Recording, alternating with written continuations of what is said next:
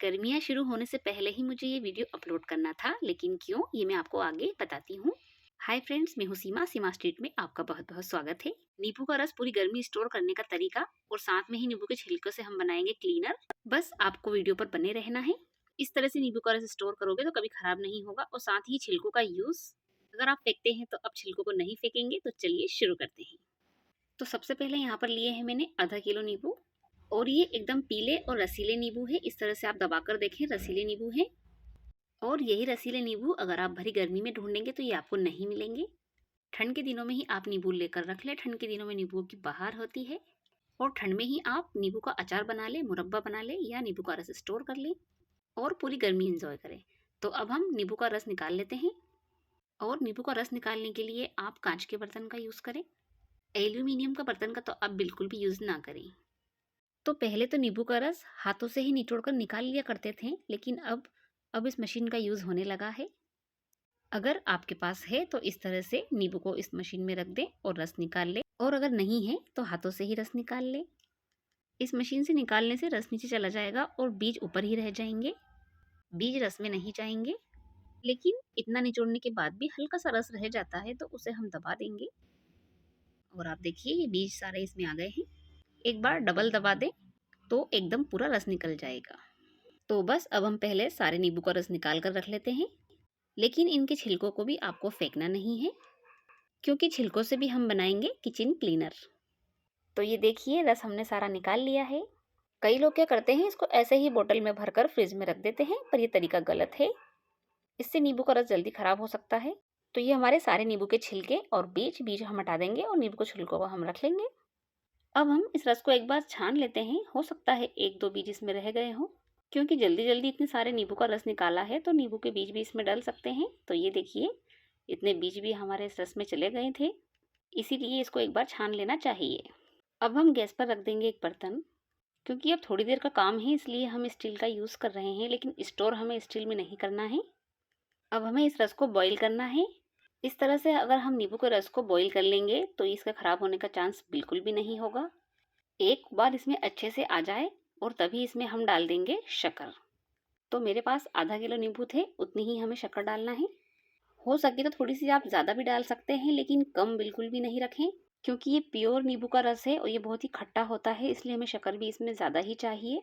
ज़्यादा शक्कर डालने से ये ख़राब भी नहीं होगा और जब भी हमें नींबू की शिकंजी बनाएंगे तो हमें इसमें ऊपर से शक्कर डालने की ज़रूरत बिल्कुल भी नहीं होगी। सिर्फ ठंडा पानी डालो और पी लो। तो शक्कर इसमें अच्छे से उबल गई है। अब हम गैस बंद कर देंगे और इसको ठंडा होने देंगे। तो ये नींबू का रस भी मैंने अच्छे से ठंडा कर लिया है। अब हमें लेनी है एक कांच की बोतल। मेरे पास ये टोमेटो केचप की खाली बोतल रखी थी, इसी को मैंने अच्छे से साफ कर लिया है। लेकिन ये बोतल गीली नहीं होना चाहिए।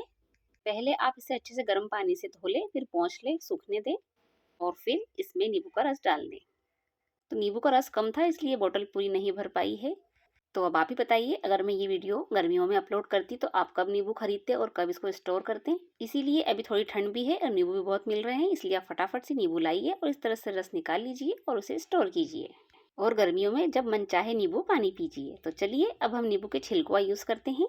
तो अब हम बनाएंगे छिलकों से एक क्लीनर, जिससे कि बैक्टीरिया किचन में हमारे बिल्कुल भी नहीं पनप पाएंगे। इसके लिए मैंने कढ़ाई में डाला है 1 लोटा भरकर पानी।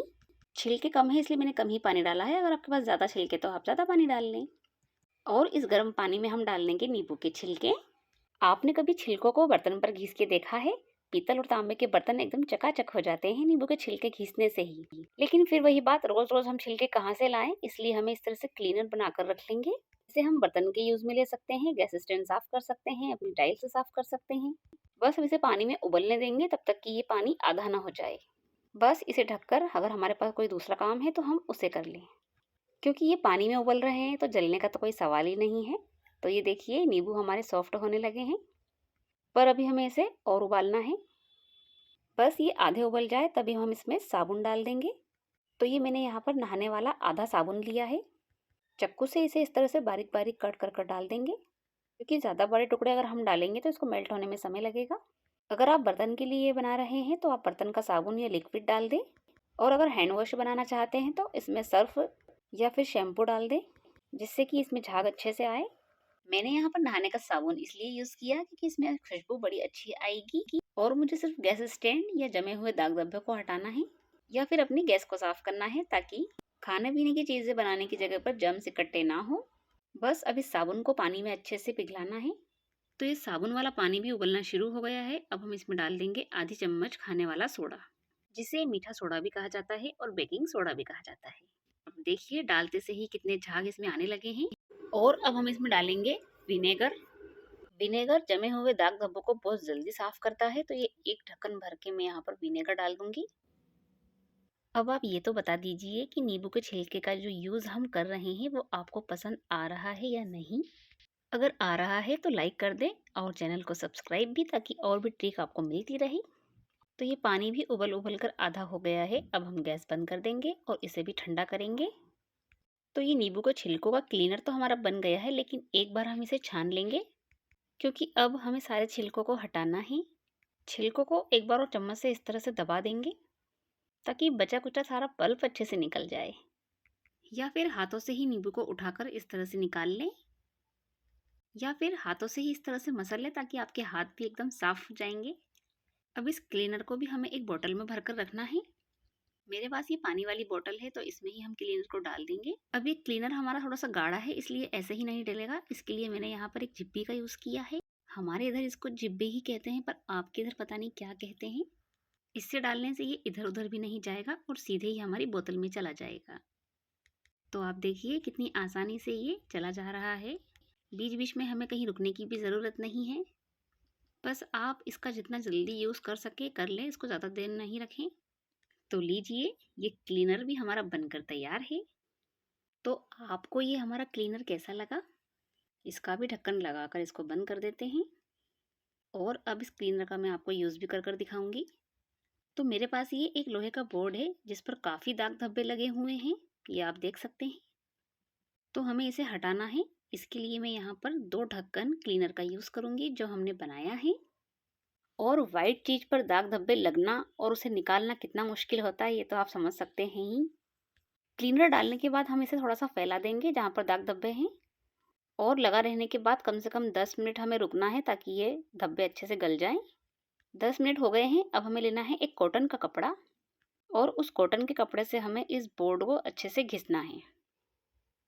पहले हल्के हल्के हाथ चलाएं, उसके बाद अपनी स्पीड बढ़ाते जाएं और फिर जितनी ताकत है उतनी लगा दें। और आप देख सकते हैं सारे दाग धब्बे हमारे गायब हैं। एक बार फिर आप वीडियो को पीछे कर कर देख सकते हैं कि पहले कितने दाग धब्बे थे और अब बिल्कुल भी नहीं है। तो लीजिए, तैयार है हमारा क्लीनर और नींबू का रस, जिसे आप स्टोर करें और पूरी गर्मी एंजॉय करें। तो बस अब आपको देर नहीं करना है और फटाफट से इसी सीजन में नींबू लेकर आ जाएं। तो फ्रेंड्स, वीडियो देखने के लिए आपका बहुत बहुत धन्यवाद। अगली रेसिपी के लिए चैनल को सब्सक्राइब कर ले। मिलते हैं अगली रेसिपी के साथ, तब तक के लिए बाय बाय।